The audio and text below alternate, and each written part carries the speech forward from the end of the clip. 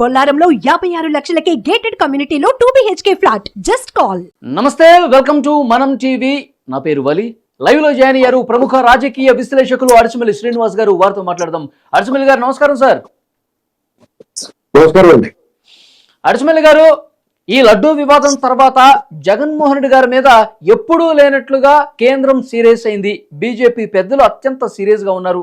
ఎందుకంటే ఇంత కల్తీ చేశారు మహాప్రసాదాన్ని. అవే లడ్డూల్ని అయోధ్య రామాలయానికి కూడా పంపించిన పరిస్థితుంది. సో ఇంకా జీర్ణించుకోలేకపోతున్నారంటే కేంద్ర పెద్దలు. ఇప్పటికైనా సీరియస్ యాక్షన్ తీసుకోవాల్సిందని చెప్పి కేంద్రంలో కొంత చర్చ జరుగుతుంది. ఆయన అక్రమస్తుల కేసుకు సంబంధించి 11 సంవత్సరాలు సక్సెస్ఫుల్ గా పూర్తి చేసుకున్నారు బెయిల్ మీద. సో ఇప్పుడు ఆ పప్పులేమి ఉడకవు, అతి త్వరలో ఆయన బెయిల్ రద్దు అవుతుంది, లోపలికి వెళ్ళడం ఖాయం అని చర్చ చాలా సీరియస్ గా జరుగుతుంది సార్. మీకేమనిపిస్తుంది? నిజంగానే అలాంటి పరిస్థితి వస్తుందా జగన్మోహన్ రెడ్డికి త్వరలో? ఎందుకంటే అండి, యాక్చువల్ గా ఎవరున్నా ఏమన్నా అనుకుని ఉండే, కేంద్ర పెద్దలకి జగన్మోహన్ రెడ్డికి మధ్య ఒక అవినాభావ సంబంధం చాలా నడిచింది. వాళ్ళు అతను దత్తపుత్రుడిగాను అభిమాన పుత్రుడిగాను చూసుకున్న మాట వాస్తవం. అది అండగా అలసగా తీసుకుని ఇతను బరితెగించి వ్యవహరించాడు. రాష్ట్రాన్ని అధోగతి పాలు చేయడం, అవినీతి అరాచకం చేయటం అని ఈ మతద్రోహం, ప్రజాద్రోహం, దైవద్రోహం, దైవదోషణ ఇవన్నీ చేస్తారు. అది బ్యాచ్ తిరుమల కొండ మీద కూడా అతను అరాచకం చేశాడు, అవినీతి చేశాడు, దుర్మార్గం చేశాడు, అపచారం చేశాడు. ఇది బీజేపీ పెద్దలు కానీ ఆర్ఎస్ఎస్ వీళ్ళు కొంతవరకు సహించారు. వాళ్ళకి ఏం చేయాలో తెలియదు. ఇలాగ అనవసరంగా ఈ బస్సు కొట్టును ముట్టుకుని ఈ బస్సు మనకు అంటుకుందా బాగుపడుకున్నాడు. కానీ వీళ్ళిద్దరి మధ్య లావాదేవీలు, జగన్మోహన్ రెడ్డి వాళ్ళకి సహకరించిన తీరు, ఇదంతా డబ్బులు కూడా ఉండుంటే ఇచ్చుంటాడు వాళ్ళకి బాగా గట్టిగా. ఈ అన్నటి మీద కొంచెం మొహమాట ఉంటుంది. ఆదానికి ఆలయాన్ని కట్టబెట్టడానికి, అమూల్ మిల్క్ తీసుకొస్తానికి ఇలా చాలా చేశాడు. కాబట్టి వాళ్ళు కొంత ఉదాసీనంగా చూసి చూడలే కోరుకున్నప్పుడు కిషన్ రెడ్డి కూడా ఏమంటలేదు కదా. బండి సంజయ్ గారు లాంటి ఎలా మాట్లాడుతున్నాడో, నిజమైన బీజేపీ వాదులు, హిందుత్వవాదులు, హిందూ మత ధర్మాన్ని కాపాడదాం అనుకునే వాళ్ళు, హిందూ ధర్మం పట్ల గౌరవం ఉన్న వాళ్ళు అలా మాట్లాడుతున్నారు. కిషన్ రెడ్డి బ్యాచ్ అలా మాట్లాడుతున్నారు. చూడండి, అసలు మాట్లాడట్లేదు. ఎవరిని మాట్లాడే వాళ్ళు కూడా మాట్లాడలేదు. దీన్ని బట్టి జగన్మోహన్ రెడ్డికి వాళ్ళకి మధ్య ఉన్న ఇది ఇంకా పచ్చిగానే ఉంది అనిపిస్తుంది. కానీ ఈ మూట నినాదం మొత్తం ప్రజలు చేత్కారం చేశారు, దైవద్రోహం చేసాడు, అపచారం చేసాడు. ఈ మకిలిని మురికిని ఇంకా నుండించుకుంటారా? నుండించుకుంటే ఆడికి నష్టం. కాబట్టి వాళ్ళు కూడా మనకు ఎలా కనిపిస్తుంది, వాళ్ళకి ఎలా కనిపిస్తుంది కాబట్టి నుండించుకోవడం చూస్తారు.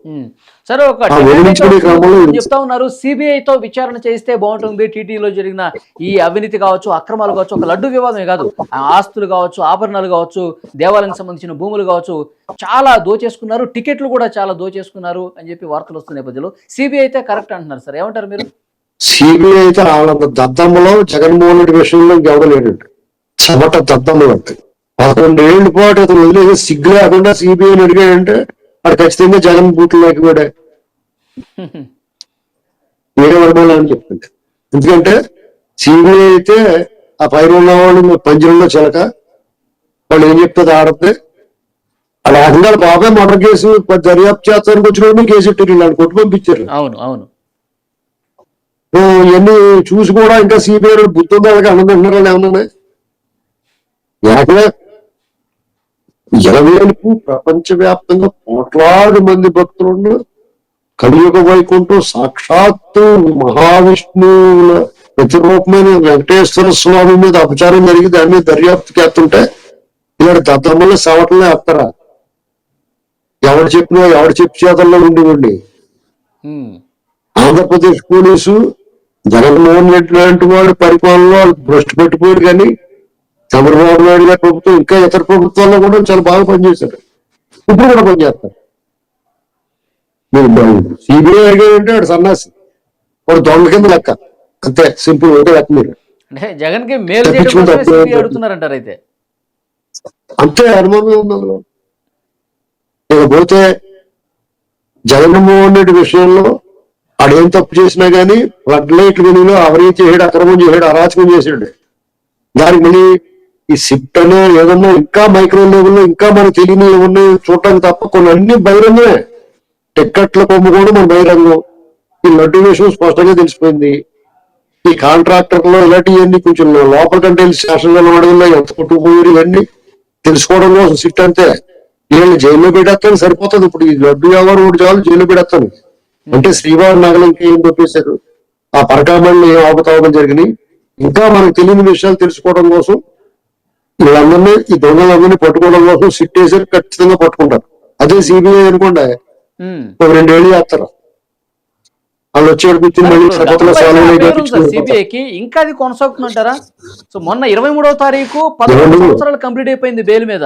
సో ఇంకా ఉపేక్షించడానికి అవకాశమే లేదు అని చెప్పి కేంద్రం నుంచి కొంత సమాచారం వస్తోంది. ఇప్పుడు మీకు ఆల్రెడీ వాళ్ళు అలవాటు చేస్తారండి. అలాగా మోడీ గారు భారీ గారు అలాగే ఉంటారు. ఇప్పుడు బీజేపీ ప్రభుత్వంలో పర్లేదు కానీ మోడీ గారు మారాలి. ఆయన మారితే మళ్ళీ నేను చట్టం దంతాను. ఆ వచ్చిన వాళ్ళు చెడ్డ పేరు ఎంతున్నా బాబు అని ప్రక్షాళన చేస్తారు. ఇప్పుడు అంతే. ఇంకోటి ఏంటంటే ఇక్కడ సిట్ వేసినా లేదా ఏ వేసినా జగన్మోహన్ రెడ్డి వాళ్ళ గ్యాంగ్ రాష్ట్రంలో జరిగిన అరాచకాలను ఇంకా మూడు పడిపోతాయి. వాళ్ళ సిట్లు ఎంక్వైరీలు అతను అక్రమాస్తుల కేసుల కంటే ముందు కేసులు జైలుకు పోతాడు. వీళ్ళు చేసిన తప్పులు మామూలు తప్పులు ఏంటండి. మీరు మధ్యలో నాకు ఏదో ప్రశ్న చేసి నా ఫ్లో పోగొట్టేసారు. ఇందాక ఏదో చెప్తూ ఉన్నాను మర్చిపోయాను. చాలా ఇంపార్టెంట్ విషయం చెప్తూ అనుకున్నాను, అది మర్చిపోయింది చెప్పడం లేదు. సార్ ఇప్పుడు అడుసుమెల్లి గారు, ఇప్పుడు కేంద్రం ఎందుకు కాపాడుతుంది సార్? జగన్మోహన్ రెడ్డిని కాపాడాల్సిన అవసరం ఏంటి? ఆయన ముఖ్యమంత్రిగా లేడు, ఆయన ఓడిపోయాడు, అసలు కేంద్రంతో ఎలాంటి అవసరం లేదు, అవకాశం లేదు, ఇంకా ఎందుకు ఉపేక్షిస్తున్నారు? అండి రూపురేఖ లావణ్యాలు బాగుంటాయి, వాళ్ళతో పాటు అంటకాయడు ఈ పాపాలన్నింటిలో వాళ్ళకి ఓటం ఉంది కదా, అందుకని కాపాడతారు. ఆయన బ్లాక్మెయిల్ చేస్తున్నాడు కదా, తీసుకున్న బోర్డు మెంబర్లు కట్టాలని అంటున్నాడు కదా. ఇప్పుడు విశాల్ గున్ని ఏం చెప్పాడు, జపానీ విషయంలో నా తప్పులేదండి, సీతారామయ్య చేయమన్నట్టు చేశాను అన్నాడు. జగన్మోహన్ రెడ్డి కూడా ఏం చెప్తాడు, రేపు అతను చేసినప్పుడు అమరావతిని నాశనం చేసేమని నాకేం తెలుసు, నాకేం అవసరం, ఈ తిరుపతి కూడా ఇలా ఆన్లైన్ లో పెట్టుకుని అమూల్ మిల్క్ కోసం ఎన్నట్టు పోగొట్టేమన్నారు వాళ్ళు అని చెప్తాడు. ఆ భయం అనుకుంటుంది. ఎవరో చూడకూడదు కదండి. ఇప్పుడు రాజ్యాంగంలో ఏం చూస్తారో, ఇలాంటి ఇష్యూ జరిగినప్పుడు హిందూ సంఘాలు హిందూ ధర్మాన్ని ప్రచారం చేసే ప్రచారకులు, స్వాములు, స్వామీజీలు, పీఠాధిపతులు అసలు వీళ్ళందరూ రోడ్డు మీదకి వచ్చి మాట్లాడాలి. హిందూ ధర్మాన్ని ఆచరించే వాళ్ళందరూ మనస్తాపం చెందారు. వాళ్ళు కూడా జగన్మోహన్ రెడ్డి ముందు కూర్చొని మన బీజేపీ ముందు కూర్చున్నారు. వైసీపీ పార్టీ వాళ్ళు ప్రతి ఒళ్ళని ప్రశ్నించాలి, ఇంటి ముందుకు వెళ్ళి ఉద్రిక్తత చూడకూడదు. ప్రజాస్వామ్యతంగా మీరు చేసిన తప్పుల బాబు, దైవద్రోహం చేశారు మీరని ప్రశ్నించాలి. ఏమీ చేయకుండా కిషన్ రెడ్డి వాళ్ళు పదవులు తీసేసుకుందాం, వీరికి హిందువులు కానీ వీళ్ళందరూ కూడా కులగజ్జి ఉన్న వీళ్ళంతా. కిషన్ రెడ్డి గారికి బాగా కులగజ్జి ఎక్కువైపోయింది అనుకుంటున్నాను. జగన్మోహన్ రెడ్డి అయితే బొమ్మను కాపాడుతుండేది. అదే బండి సంజయ్ గారిని చూడాలి, ఎలా ఉంటాడు, ఎలా మాట్లాడతాడు. అరవింద్ కుమార్ గారి అరవింద్ డి శ్రీనివాస్ గారు అబ్బాయి అరవింద్ గారిని ఇలాంటి ఎలా మాట్లాడతారు, కృష్ణ రెడ్డి వాళ్ళు ఎలా మాట్లాడతారు. ఆడవాళ్ళు మాధులకు మన ఎంపీ పోటీ చేసిన ఆవిడ కూడా గట్టిగా మాట్లాడింది. ఆవిడ మళ్ళీ ఆవిడ మానేమన్నారంట మాట్లాడుకున్నారు.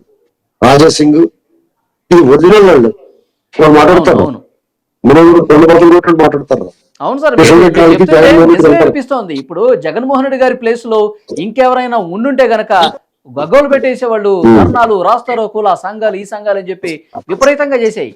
కానీ అంత బలంగా కనిపించట్లేదంటే మీరు చెప్పింది నిజంగా అనుమానం కలుగుతోంది.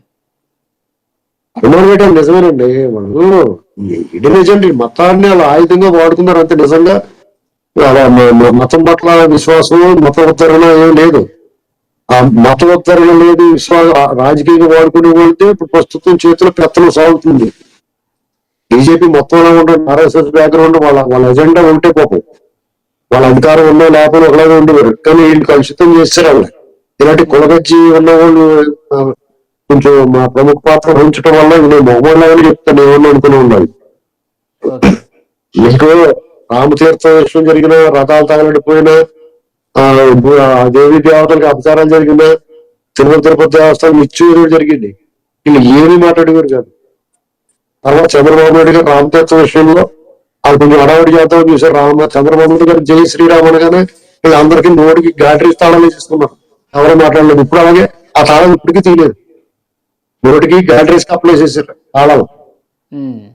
మరి వీళ్ళు ఎప్పుడు మాట్లాడతారో చూడాలి. చంద్రబాబు గారు ఏమో అప్చారం చేస్తే మాట్లాడతారు. మరి చంద్రబాబు గారు ఆ పని చేయండి. ఓకే. ఆ సోమవారం విష్ణువర్ధన్ రెడ్డి జీవీఎం ఎక్కడుంది? ఏదైనా పవన్ వస్తే మాత్రం దుబ్బెత్తారు చూస్తారు. బీజేపీ కూటమిలో కూడా వంకెట్టుకుని అప్పుడు ఏం చేయాలంటే జనం అందరూ కూడా వెళ్ళి ఈ పదవులు కట్టిస్తే ఇళ్ళ ముందు దండం చేసేయాలి. పదవులు ఇవ్వకుండా చేసుకోవాలి, ఉద్యమం చేసేయాలి. ఈ దగ్గరలో రానికూడదు లేవన్నా బీజేపీ వాళ్ళు కూడా కొంతమందిని. ఉమ్. అంటే నేను తప్పుదారి జరిగిన తర్వాత కూడా నోరు మూసుకుని ఇంట్లో కూర్చుంటే ఎందుకు గౌరవించాలంటే ఎవరన్నా అవును అవును. కూటమి ఉంటే కూటమికి మాకు సంబంధం పెట్టి కూటమిలో ఉంటే వాళ్ళు తప్పించుకుంటారు. మా వ్యక్తి ఉమ్. నువ్వు మాట్లాడడానికి బాధ్యత నీకు ఎక్కువ బాధ్యత ఉంది. మీరు దీన్ని లీడ్ చేయాలి. అసలు జగన్మోహన్ రెడ్డి గ్యాస్ అడుగు బయట పెడతానికి ఆలోచించాలా. ప్రజలు ముఖం చూపించలేకుండా పోవాలి. అవును. ఎన్ని మానేసి మళ్ళీ ఆ మతం ఓట్లు మాత్రం కావాలి, ఆ ఎజెండా కావాలి. అందుకనే నెక్స్ట్ టైం ఇంకా పవర్లో రారంటాడు. అదే ఇక 15 సంవత్సరాల కాలం ఎవరు ఏం చేయలేని పరిస్థితి మీరు అన్నట్టు. ఇప్పుడు సుప్రీంకోర్టు ఇలాంటి కేసుల్ని త్వరగా తేల్చాలని చెప్పినా రఘురామకృష్ణరాజు లాంటి వాళ్ళు సుప్రీంకోర్టులో కేసు వేసినా ఇక వృధా ప్రదేశే అంటారు. ఇప్పుడు చంద్రబాబు గారు ఒక ఇనిషియేటివ్ తీసుకోవాలండి.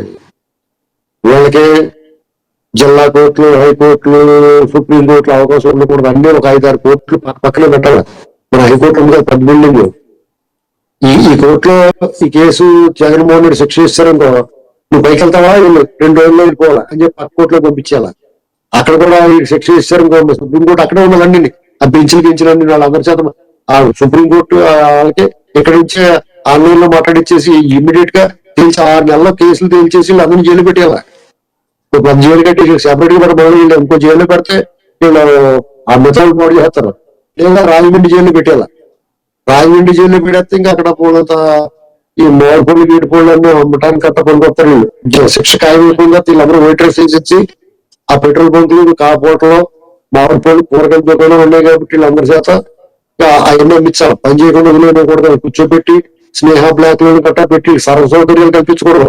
ఈ చేత అందరితో పని చేయించినట్టు తోట పని అన్ని చేయించాలి.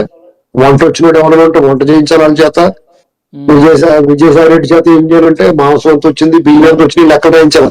అక్కడ దొంగ లెక్క రాసినా సరే విజయసాయి రెడ్డి మిగతా వాళ్ళందరి చేత పెట్రోల్ బంక్ లో 2 మంది పని చేయించాలి. పెట్టండి చంద్రబాబు గారికి అంతా కూడా ఫాస్ట్ ట్రాక్ కోర్టులు అంటారు, అవి పెట్టేయాలి అతని కోసం. లేదంటే వీడు 20 ఏళ్ళు లేకపోతారు దీన్ని. ఎందుకంటే సిస్టమ్ లో అన్ని వాటిని కొనుబాటు పెట్టాలి. రేపు కాంగ్రెస్ కూటమి వచ్చిందనుకోండి, యూపీఏ గవర్నమెంట్ వచ్చినా కానీ మళ్ళీ అందరూ దొంగలు ఉంటారు. వీళ్ళు తోడుదొంగలు, వీళ్ళు బ్యాచ్ ఉంటారు. అందులో ఆ రాజమండ్రి ప్రాతాత్మన ఆన్లైన్ కొట్టుకుని మళ్ళీ ఆన్లైన్ పెట్టించుకుంటారు. చంద్రబాబు గారికి సువర్ణ అవకాశం వచ్చింది, ప్రజలు ఇచ్చారు, దేవుడు కూడా అవకాశం కల్పించాడు ప్రక్షాళన చేయమని, ఆ దోషిని శిక్షించమని. దేవుడు ఏం చేస్తాడో ఒక అవకాశం కల్పిస్తాడు, మనం చేయాలి ఆ పని. ఇమీడియట్ గా ఫాస్ట్ ట్రాక్ కోర్టులు పెట్టేసి 6 నెలలు తేలిపోవాలి. ఇవన్నీ ఏళ్ళ కనపడి తరపుడు ఇవన్నీ ఎంత స్పష్టమైన ఆధారాలు ఉన్న తర్వాత క్లీన్ చేసేయాలి. కింద కోర్టులో శిక్ష పడిపోయింది అనుకో, పై కోర్టుకి వెళ్తానికి 6 వారాల టైం ఇచ్చు, 9 వారాల టైం ఇచ్చు, ఇవన్నీ మానేయాలి అర్జెంట్ గా. ఎంత ఇస్తారండి టైము? మీరు దొంగడం తెలిసిన తర్వాత మీకు నాకు ఇస్తారు. అలాగా సామాన్యుడికి ఇలాంటి బందిపూర్తులకి ఒకే రకంగా ఉన్న న్యాయం. రాజకీయ నాయకుడు సామాన్యుడికి ఒకే రకంగా న్యాయం ఉన్నాడు. బందిపూర్తం అయితే ఇంకా వేగంగా తీసేయాలి. అలా వదిలిపెట్టకూడదు. బయటకు వదిలితే అది మేనేజ్ చేస్తాడు, వదలకూడదు. బెయిల్ వచ్చేయాలి అర్జెంట్గా. ఇప్పుడు ఆ బెయిల్ ఇన్నాళ్ళ అవకాశం ఇచ్చినప్పుడు ఎవడెవరు దాని మీద ఒక సిట్ వేయాలి. ఏ న్యాయవాది నీకు అనుకూలంగా డిపార్ట్మెంట్ లో నీకు ఏ వ్యవస్థలో ఓడి ఎవరు నీకు అనుకూలంగా పనిచేస్తున్నాడో అవన్నీ బయట ప్రజల ముందు పెట్టాలి. వీళ్ళని శిక్షించాలి, వాళ్ళందరూ శిక్షించాలి. ఇది అసిధారావృతం అండి. చంద్రబాబు నాయుడు గారి ముందు గురుతరమైన బాధ్యత ఉంది. అప్పుడే ప్రజలు మిమ్మల్ని మీకు ఎందుకు మ్యాండేట్ ఇచ్చారనేటువంటి దాన్ని న్యాయం చేసిన వాళ్ళు అవుతారు. సిలిండర్లు ఉచితంగా ఇచ్చి ఎవడమెత్తాయి. మీరు ఇటువంటి దుష్టులందరినీ సమాజాన్ని దూరంగా తోడేసి లోపల పెట్టేస్తేనే మీరు ప్రజల భవిష్యత్తుకి భరోసా ఇచ్చినట్టు. అంతేగాని వీళ్ళు ఎలా వదిలేసి ప్రజల భవిష్యత్తు మీరు ఏం భరోసా ఇస్తారు? మీరు మళ్ళీ వచ్చేది ఫోన్ ఇక్కడ తిరుగుతుందో బాబు అన్నప్పుడు మీకు ఎవరు ధైర్యంగా ఉంటుంది, అది గుర్తుపెట్టుకోవాలి. Okay sir. చూద్దాం ఆ రకమైన చర్యలు ఉంటాయని Okay. ఆశిద్దాం sir. Thank you very much అడిస్మల్ గారు.